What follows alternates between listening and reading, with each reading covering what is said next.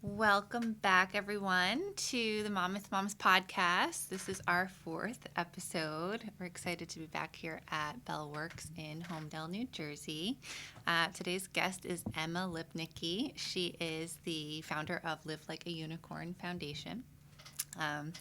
Really busy, exciting week with the Mom with Moms. This week is our Halloween Spooktacular this coming Sunday on October 30th. So we're very busy getting ready for the event. Lots of moving parts right now. A little hectic, but it always comes together. So we're excited and happy to see everyone in the community. Emma, thanks for joining us today. Just a little bit about Liv Like a Unicorn Foundation. They're committed to raising funding for vital research for pediatric brain and spinal cord tumors. They hope to raise awareness for striving to be the good by supporting families and children dealing with the devastating diagnosis of pediatric brain tumors. So thank you again for having me. Coming to sit with us today. Tell me a little bit, where do you live? In Freehold. Okay. So, yeah. That's 15 right. minutes from here? So we haven't met formally, and we had the Zoom, I guess, right? Yep. So I got to know a little bit about you. Are you from Monmouth County? No. So I'm from North Jersey originally, and I met my husband at Rutgers. Okay. And he's from Manalapan. So we were living out near Princeton for a little bit, and he wanted to come back this way. So he dragged me a little bit kicking and screaming, but I do like it now. Yeah. So. Yeah. I like that area though. My grandparents live in like Princeton Junction. Okay, yep. And when I was growing up, my dad lived in East Windsor, so like I knew that whole like Mercer. It's beautiful. Like it's really nice, and I was working in Princeton, so it was like a perfect location for me. It is so beautiful, the campus too. We did a little bit of just touring campuses this summer with my stepdaughter, and I visited just a handful of like Ivy Leagues and stuff, and I didn't realize like Princeton's really special. Like not only is the campus beautiful, but the town is just like so it's gorgeous. So. It's such a nice area. Yeah, it's a lot of fun. So you've been in Freehold for how long? We've been in Freehold for 6-7 years now. Oh, okay. Yeah. Oh, that's nice. So we're settled now. You're finally. settled. You like it. And you met your husband at Rutgers, you said? Yes, at Rutgers, my first week of college. Gotcha. So it's been a long time. Oh, I won't say how long because it'll age me, but it's been a long time. We love Rutgers. My good friends all went there, and my son is actually hoping to transfer there. So great school. Yes, it's a great place to go to school. What's the restaurant there? The Patachos. It's escaping me now. It's like one of the best. Did you eat or? So everything is different from when I went. Okay. So there's a group of probably like 15 of us that all stay in touch from college, and we do like a grown-up night day drinking thing. So we all meet at one of the bars, and we spend like a day just all hanging out and reliving college. Yeah. And then it takes me like a week to recover. But I know, same. none of the bars, none of the restaurants that were there when I was there are the same. Everything's different changed. now. They're very spoiled there now. They have like a Starbucks truck that like drives around campus for them. We didn't have any of that. So. Yeah, my best friend went, so I would visit her a lot. And then she actually lived in New Brunswick after she graduated, so I got to know like the town pretty well. But yeah, that's interesting. I haven't been there in years. We've gone to like a few games, but otherwise haven't. I got to get up there. So. So you've been in Freehold, and just tell us a little bit about your family life. You live with your husband and your son. Yep, and my son and 3 dogs. 3 dogs. 2 cats. It's crazy in our house. We have 2 dogs. What kind of dogs? Just all rescue mutts. Cute. So we've got a 16-year-old who acts like a puppy still, and then we have 2 pandemic puppies. So are you the dog owner that like is really regimented about like training and like getting them? Okay. No, we're a disaster. Yeah, like we are too. And I'm just so curious. Like I'd love to talk about that one day, or even just have like a dog trainer. Because my dog's like, I have a puppy who's 11 months old and a 6-year-old chocolate lab who most of the time like sleeps and eats, and like she just likes to be lazy. But she's bad, and she'll like take food off of, like she'll jump. Like, if we have people over, she'll jump, try to get their food. And then the puppy is like an escape artist, and he likes to dart outside. And I'm like, why am I so bad at this? No. I think, honestly, I've realized now, I think it depends on the breed. So we have one mutt that's like a shepherd something, and he's so obedient. He listens. He stays by us. Okay. And then the other one is a hound something from like down south, and she's a lunatic. She's caught a snake, a bird, a chipmunk that she brought into the house. Like, I think it's breed. That's what I'm telling myself to make myself feel better, but maybe not. Yeah, because so many dog owners are part of the family. They have children, right? Yeah. And it's busy, right? And I work from home. It's not like the dogs are neglected and they're, I leave them home all day long. Like we're present, but they're just terrible. I love them, but they're they don't listen to me. I need a dog trainer. I need the dog whisperer. I actually just started watching like some of his shows, and I was like, I can't. I can't. It's too much. So on a more serious note, again, thanks for sitting down with me. We met initially because Liv Like Unicorn is actually the beneficiary of the Mom with Mom's Halloween Spooktacular this year. I love to pick, we're excited to have you. I'd love to pick a local organization for each event, just to give back to the community. It's amazing how, our network, has really grown over the years, and it's nice that I can, really pick a local organization that I really feel is making an impact in the area and doing good, right? Yep. So I'm happy to have you, but I'd love to learn more about Liv Like Unicorn and how it got started and your story. Yeah. So it was 2019. Okay. My daughter Olivia, Liv. She was like a very active kid. We had taken her snowboarding. And she, I don't know, like 3-4 days later started complaining of shoulder pain, and we really just thought it was from falling and, muscles or whatever.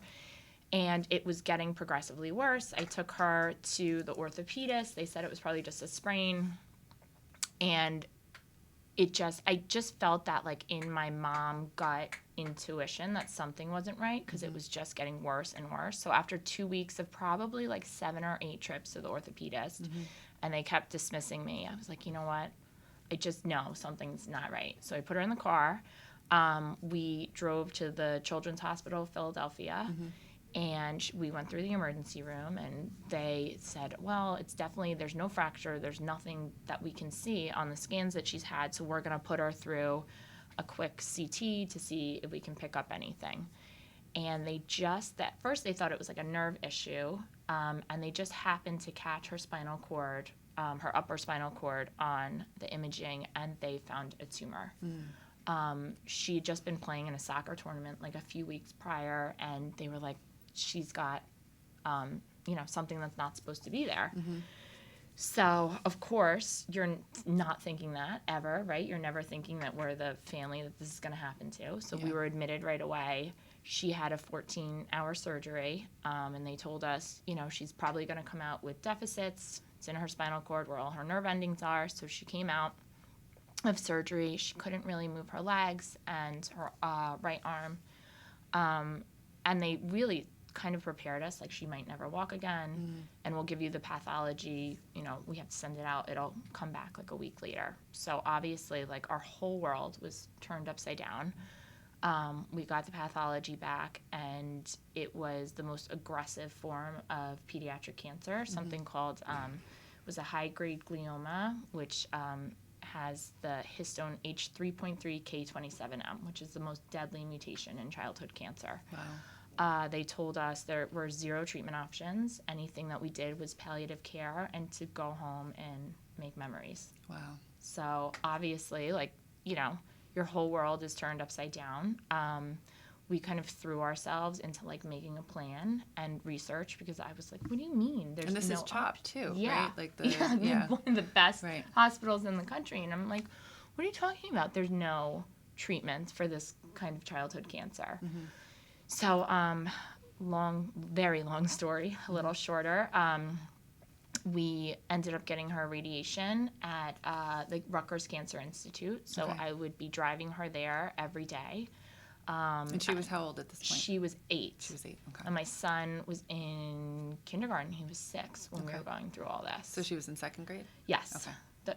No, yes, second grade at this time. And we were doing PT, OT every day. She ended up regaining her ability to walk, which they never thought she would.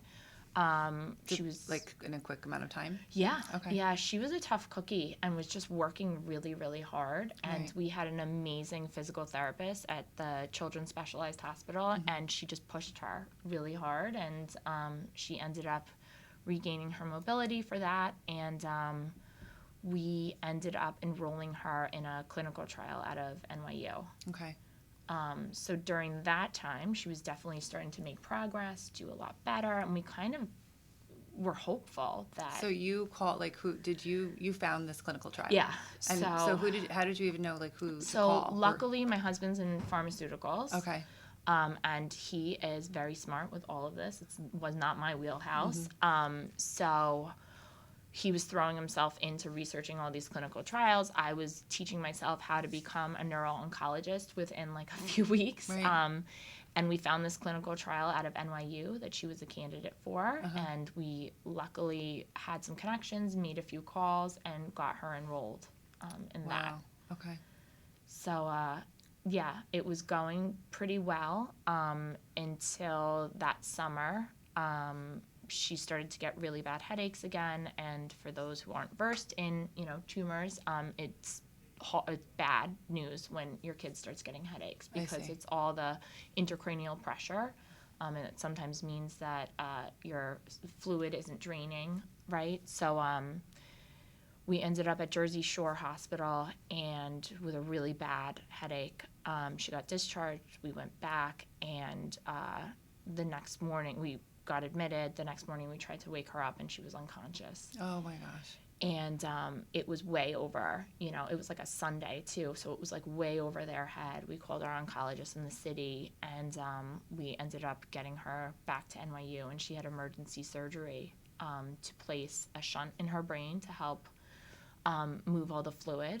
And after we got scans, then we found out that the cancer was just everywhere. Rapidly spreading. Yeah, it was in her brain, in her spinal cord. It was everywhere. Wow. So we were, like I said, admitted to NYU then, placed on hospice, and we lost her 6 weeks after she was admitted, but it was 9 months to the day. Wow. That she was diagnosed. That's how quickly it went.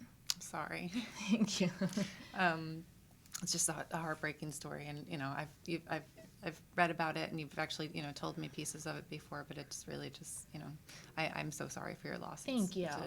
Thank you. Really, I can't imagine what you've been through. Yeah, it was obviously a lot, but while she was sick, we kind of told her, in 8-year-old language, what she was going through, and she said, "What do you mean? Like, there's no help?"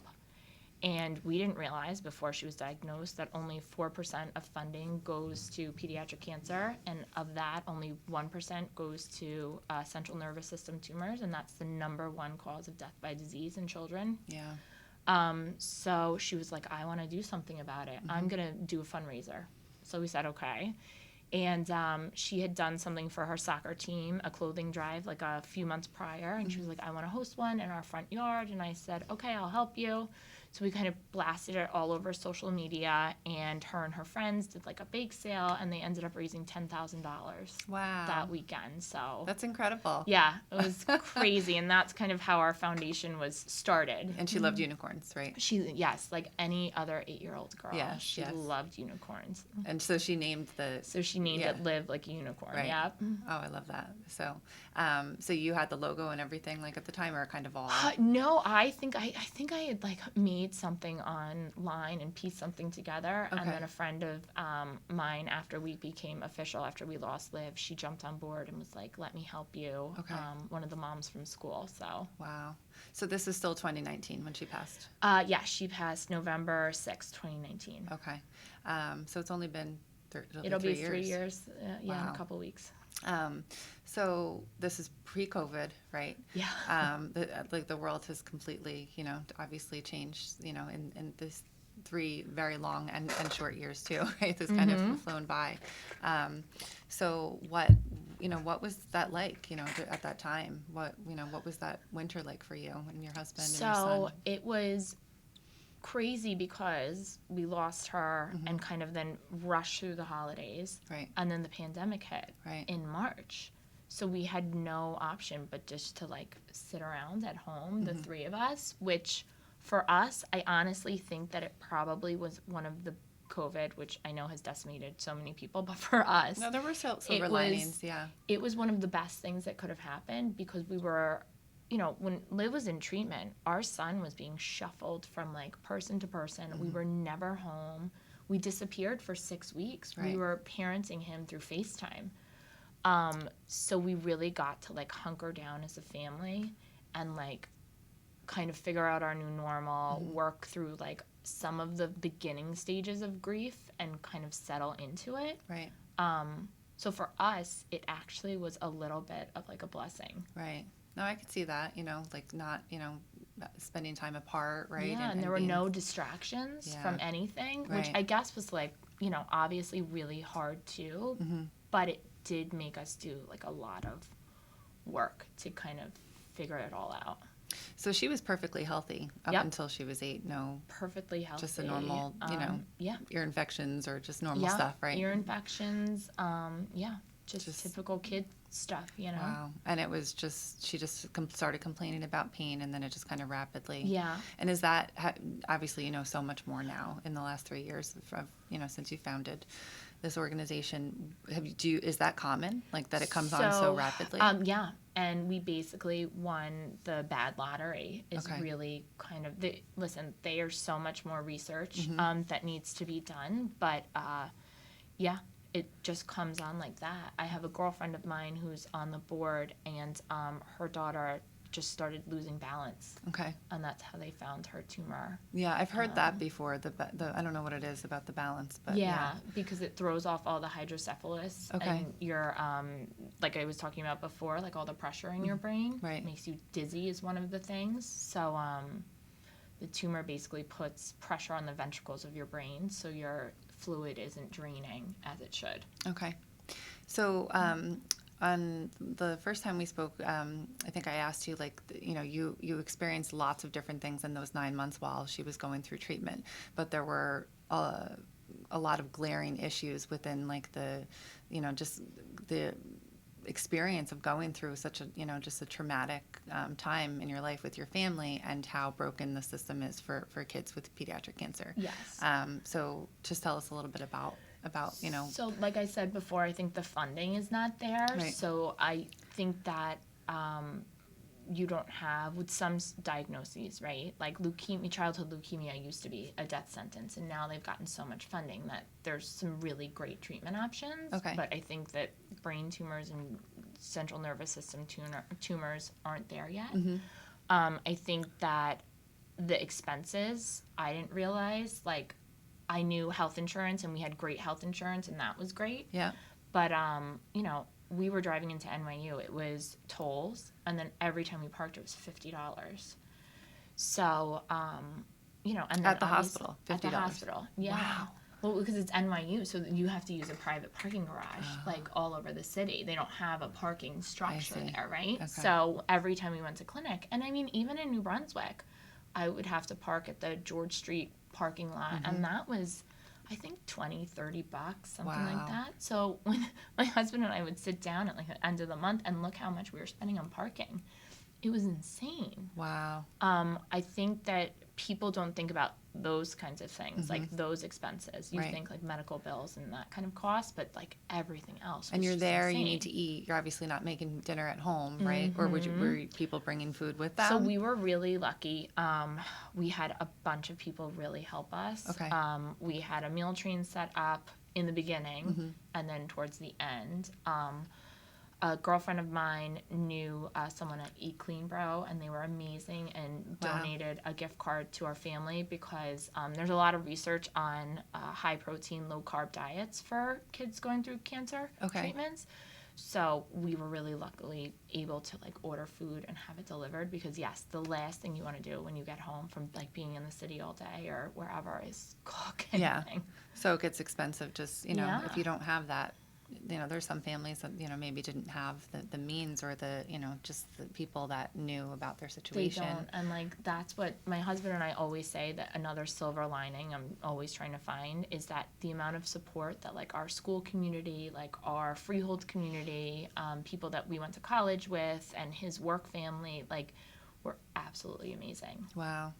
So, COVID happens, and tell me a little bit about kind of how Liv Like a Unicorn continued to grow and evolve. We became official January 2020, Okay. and then, COVID hit. So we were trying to find out, like, how do you get the name out there without having, any events and And what was your background? Like, so I was a special education teacher for kids with autism. oh wow.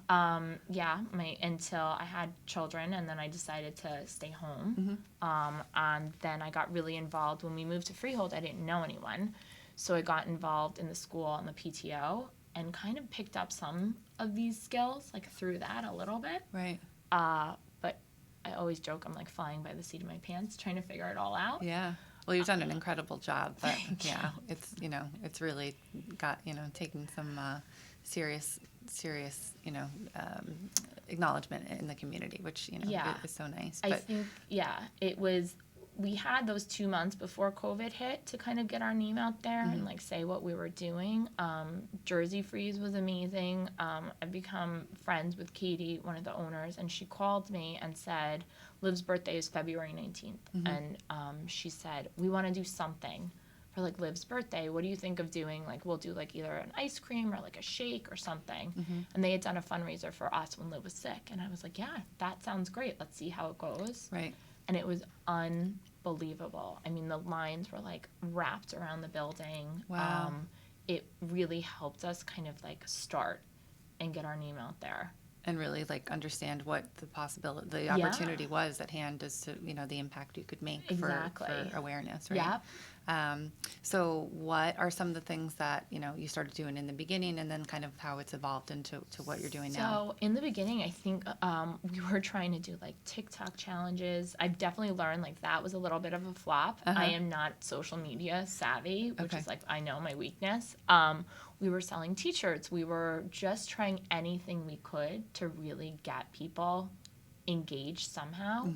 I think flash forward, we did hold that clothing drive that year, but I think we pushed it. Normally it's in May. We did it in like July. Okay. And that was like another great event. But the first year was just trying to figure out how to even start a foundation, how to run it, and do little fundraisers. Like just the administrative stuff, setting it up. I wouldn't know any of that. So like I said, I'm still learning. We did a virtual 5K, which was great, but it was trying to find ways to still hold events and get people involved through, really virtually. Right. I see just some other local organizations, they do like, they'll run like in a big marathon or like, just try to get some type of, press release where they're doing something a bit more extreme to kind of, I guess, get people to look at it and raise awareness, which you don't, when you're not even thinking about it, you probably don't even look at, you might be interested in one thing, but you don't know like what extremes people go to really like capture that awareness, and it's not easy, I'm sure. It's not, and especially like I'm still at the end of the day, like this was formed in grief, right? Like I'm still a mom, like grieving the loss of my child, but trying to like take it and do something with it. Right. Which sometimes I think like as we get further away from losing Liv, like how it started gets lost sometimes, But has it helped you overall? It does. Like, this is this is like my therapy, because I think if I just like sat at home, there would be days that I couldn't get out of bed. But we have so many families that we're supporting right now that like I have to keep going, right. Oh, that's really incredible. So what do you do now? Like the last year, I know you've done a ton of different things, but what? You're always busy. There's lots of being events. Exhausted. Yeah. No, we do a lot. So let's see, we've done a soccer tournament through the town that we live in, which is always like a great event because Liv was a travel soccer player. So that was this summer? Yeah, that was in August. Yes. We had a golf outing in August that was hosted by Woody's in Farmingdale. We were the beneficiaries of that, Okay. but also one of the owners sits on our board, so that was nice. One of our other board members hosted a softball tournament, and that was all this summer. It's chaos. One of my favorite events, though, that we have every July, we hold an event called Christmas in July. Mm-hmm. So Ann Ellen's Tree Farm in Manalapan, was the second year that they hosted it for us. I learned that when we were in the hospital, I didn't know what a child life department was. Mm-hmm. So basically, they're like these amazing people that come in and are just like fairy godmothers for all the kids in the hospital. So they bring toys and crafts and activities because you're sitting there all day mm-hmm. and you have nothing to do. So they bring tons of things to like entertain your kids with. They also help talk to them about like any medical procedures and things that they're going through. But we work with about 15 hospitals and centers right now. Okay. And we got a lot of feedback that, yes, it's really great that you're bringing toys in Christmas, but no one's thinking about the kids in the hospital in the summer. Right. So that's kind of how our Christmas in July event started. And then I wanted to do something for our families that we support locally to be able to come and just forget about cancer for a day and just have something magical. Right. So they come, we arrange family photo sessions for them that a lot of them use for their Christmas cards, which I love being able to see, or their holiday cards. We get Santa comes and gives them all gifts. We've got a little boy who's Jewish but obsessed with Santa anyway, so it's like great. It's the only, so cute. He gets to see him. Yeah. This year we had princesses come. We have local vendors that come, and it is open to the public. It's kind of a nice way for people to see kind of our mission and what we do, and then we collect toys. So we were able to stock 15 hospitals this summer with boxes and boxes of toys. So that's great. Incredible. And that's, not so much the norm. There's a lot of organizations out there and ways to give back and drives that are held, and it's not always as successful, right? In terms of what you gather and like the amount, the volume. It's we've been really lucky with a bunch of businesses have like jumped on board to support us, a bunch of people in the community. I have a great list of volunteers that come and like go to businesses and help solicit places to put our collection boxes. So we've been very, very lucky with the amount of support that we've gotten. Wow. So you give back, obviously, toys to the different hospitals, and then you also raise funds for... Right. So we raise funds for research. Mm-hmm. Like I said, there are 0 viable treatment options for this kind of cancer, but in brain tumors in general. And also some of the treatment is used on adults, right? Yeah. So there are only 6 drugs approved for pediatric cancer. Okay. Most of the drugs that these kids are getting are adult drugs, and they're being titrated down for them. So the kids that do survive these treatments have a litany of health problems, heart problems, vision, hearing loss. Girls that go through pediatric cancer are more likely to develop breast cancer as they get older. Wow. I mean, I've learned so much, and it's actually, I think that's why I'm so passionate about trying to share our story and stories of, other kids, because it's just, I can't believe that my knowledge of pediatric cancer before Liv got sick was like a St. Jude's commercial. Right, the same. Every Saturday, and I would like sit in bed and cry, and my husband's like, "Why are you watching this?" I'm like, "I can't believe kids go through this," and I've just learned a lot. So yes, we support research. As of now, we've done a little bit over $500,000 in 2 years. Wow. So we work with doctors at the Children's Hospital in Philadelphia, some of the top neuro-oncologists throughout the country. So we've given to Boston Children's, Seattle Children's. So that's a big kind of part of what we do. Wow, that's incredible. And why is it so underfunded? Like, do you... I think there's a couple of things. So pediatric cancer is deemed a rare disease because we don't have as huge of a number as something like breast cancer or colon cancer.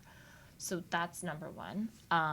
It's not profitable for pharmaceutical companies to invest in these drugs. It's a liability if they open a clinical trial and it goes poorly. And I think in general, people are very uncomfortable talking about pediatric cancer because you don't want to think about it could happen to your child or, it's people definitely get uncomfortable with it. So there's not a lot of money that goes into it. Wow. Since I've been following you, I think certain other accounts pop up, and I know I'm following some of the children that, are going through it right now. And it's just absolutely heartbreaking. But I would not have been aware, right, had I not met you. And I would not be, helping to give back to, to different families that I see when I can, right? Yeah. But it's just, it's very eye-opening, but, you are making an incredible impact in the community. Yeah, you don't really realize how many people are going through it. And that's why we started a family assistance program.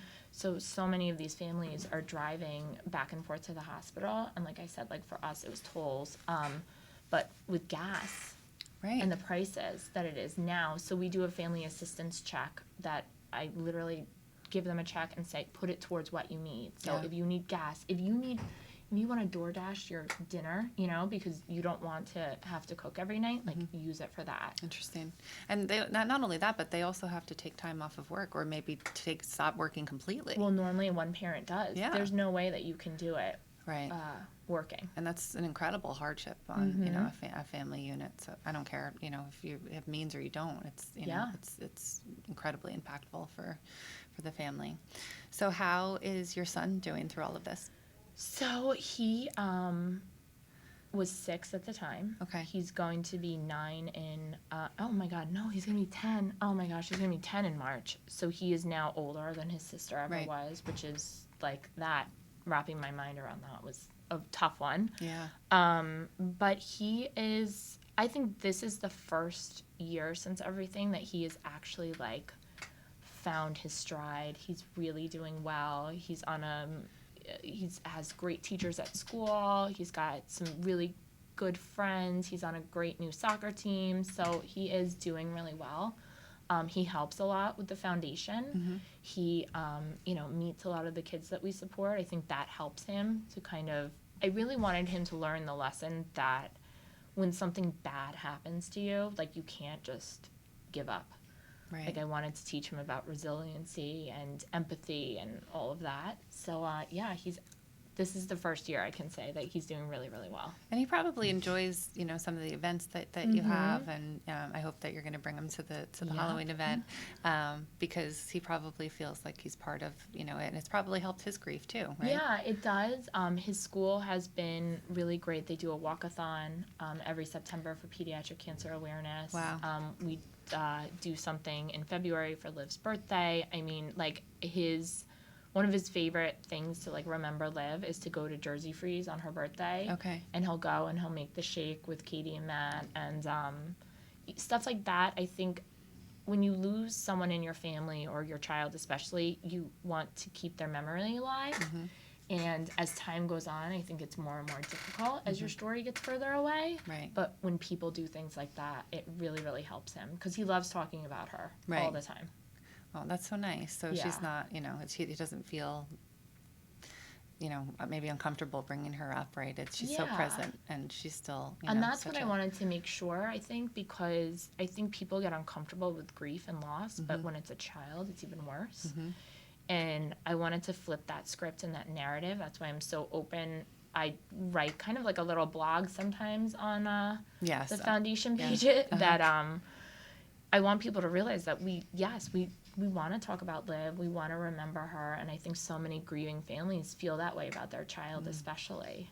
And I love, too, that, if you're having a bad day, you're very candid about it. And you'll try to you'll write so, eloquently and beautifully of just how you feel that day. And that's okay, right? Yeah. And, it's not, you're not just, you see pictures maybe of your family and you're smiling but still, the days can get a little dark, but that's okay too. Yeah. I think that's the biggest thing. Like, it's okay to sometimes not be okay. Right. And I think I'd be worried if I was okay all the time, Yeah. Yeah. Oh, well.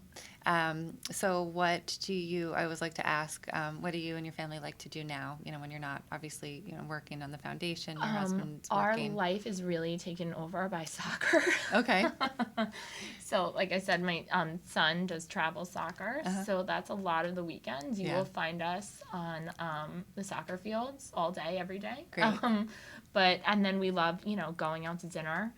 At the three of us. What are your favorite places? Last night we went to Nettie's. That's one of our. That. Oh my God, that's so one good. of our favorites. My It's pants so are a little good. tight this morning after all that pasta. It's probably. I mean, I don't know.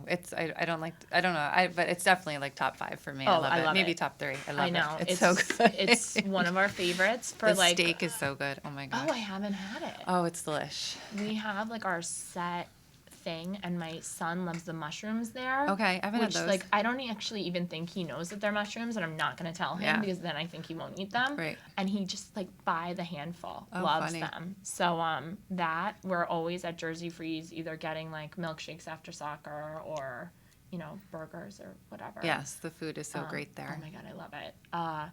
So yeah, I think going out to eat, is that a hobby? It's my hobby. Because I love it. I'm like, I don't have to cook. Let's go. It's my favorite thing to do. I could talk about. My background is in wine and I hospitality primarily, so I could talk about food and places to eat all day long. Yeah, I know. That's what my husband and I were talking about the other night. I'm like, oh God, when people say like, what are your hobbies? What do you like to do? I'm like, going out to eat and having a cocktail.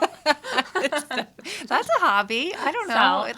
I think people talk about like cooking. I watch cooking shows. I'm like obsessed with Ina Garten. I just ordered like 2 of her latest cooks. She has one coming out next week, so it's like I'm pre-order. Met her. You did? I went to a book signing when I was like 8 months pregnant in Philly. Wow. I'm obsessed with her. I love her. Obsessed. I know. You know what? Because every recipe turns out like amazing. It's foolproof, which is actually one of her books. I know it is. My son's favorite is her tomato soup with like the grilled cheese croutons. Oh my gosh, I love ridiculous. I make her recipes like all the time. She has a show now where I think it's called Be My Guest or Be My Guest with Ina. It's on one of the, I don't know.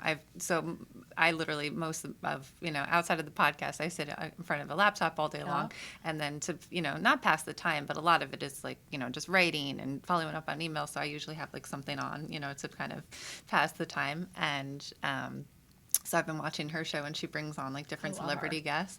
So yesterday it was like homemade Caesar dressing and like baguette croutons. And like it's just the simplest thing, but you just want to go run out and make it. I love her. Her lasagna is still like my go-to. Oh, I haven't made that either. Oh, I joked with her when I met her. I was like, "Your lasagna is why my husband married me." Oh, funny. Yeah, it's good. It's so good. I got to do that. That and I make a very fajitas. She has like this very simple, but they're like killer. And that everything that she makes is good. All her soups though, like really? Her Italian wedding soup, it's delicious. Oh, I got to do that. That's like one of my favorite soups. Me too. Got to check that out. We got to go hit up some restaurants around Monmouth County. Yes, together. Restaurants and bars, my fave. Well, thank you so much for joining us today and sharing your story about Liv. It's really, it obviously goes without saying, is touching, and you're, touching so many families in the community. Keep doing what you're doing. We'll do everything that we can to support you, to promote, your events locally, and even sometimes if you get to the national, level. What's ahead for you this next year? That is where we're headed. Okay. So something that I didn't talk about a little is we have something called our Unicorn Box program. Yeah.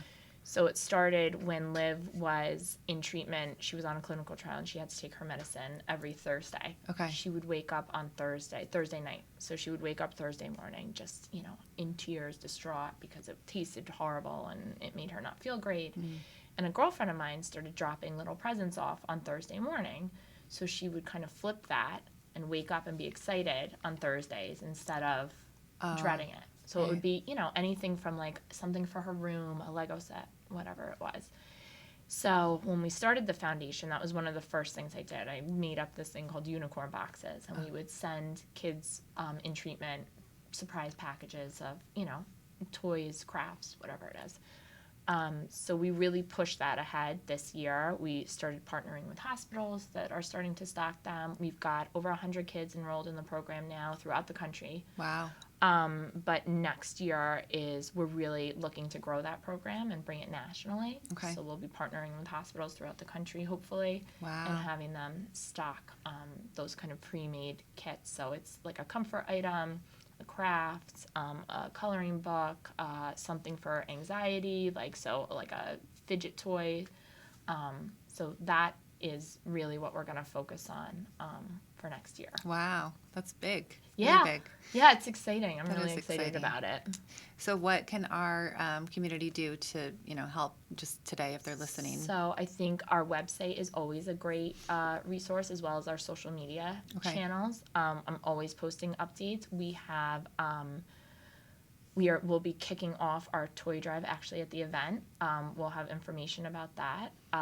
And like I said, this year I think we're waiting on 2 more, but it should be 15 hospitals we're trying to stock this holiday season. We're always looking for businesses to host one of our collection boxes for us. Okay. So I think, that's the big thing that we have coming up within the next few weeks. And they can donate on your website too? Yep. Okay. You can donate through our website, through our Instagram page. So it's Liv, L-I-V, like a unicorn.org. Okay. And then our social media handles are all Liv Like a Unicorn. Liv Like a Unicorn on Facebook and Instagram. Facebook, Instagram, and we're starting Twitter. Oh, you're starting Twitter. Good. I don't know what I'm doing, but we're trying. I don't go on Twitter, right? Like just personally, but yeah, it's great. It's good to be on there. That and TikTok I got to get into. I'm very lost on it. I feel way too old. I think it's going to become necessary. I don't know. Who knows? For businesses, organizations. Yeah, I think so, but we'll try. I'll do my best. Well, thanks again for coming, and hopefully, we'll see you at the event this week. Come by the Liv Like a Unicorn table to learn more about the organization, how to get involved, volunteer opportunities, and any questions. Obviously, you can reach out to the Mom with Moms as well, and we can put you and to connect with Emma. Again, our Halloween Spooktacular is Sunday, October 30th. Don't forget to visit themomwithmoms.com for local resources this season, local event information, and so much more. We're working on our fall catering guide at the moment. That's coming out very soon. So all the holiday dinners that you need for Thanksgiving, Christmas, you'll have a pretty comprehensive guide to catering facilities in Monmouth County. Our salon and spa guide every year comes out, so that's coming out soon. So you can find out who to call to look a little bit more energized, or get your hair cut, or where to get your nails done, where to get any of your facials and lasers and all kinds of stuff. All kinds of stuff that people are doing. And our holiday fun guide is coming out soon too. So that's next. It's going to be packed with all the the holiday festivities. Where to go see Santa, where to do breakfast with Santa. And Ellen's has that big. And Ellen's, we go there every year for our tree. That's like our spot. And where to buy, a Christmas tree this year, and where to bring the kids over holiday break, which is always a challenge. I need that one. I never know what to do. It's so funny. But thank you again for joining us, Thank you. We will see you soon. Yeah, I can't wait.